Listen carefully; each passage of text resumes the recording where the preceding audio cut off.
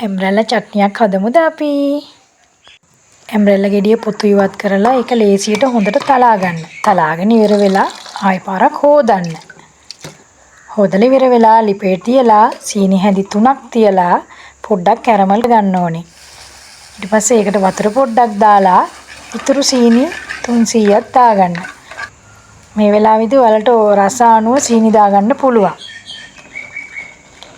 ඒක ටිකක් වෙලා හොඳින් පැහෙන්න දීලා ඉඟුරු කරඳ මුංගු කරාබු නැටි හොඳට කුඩු කරලා ඒකට දාන්න ඕනේ.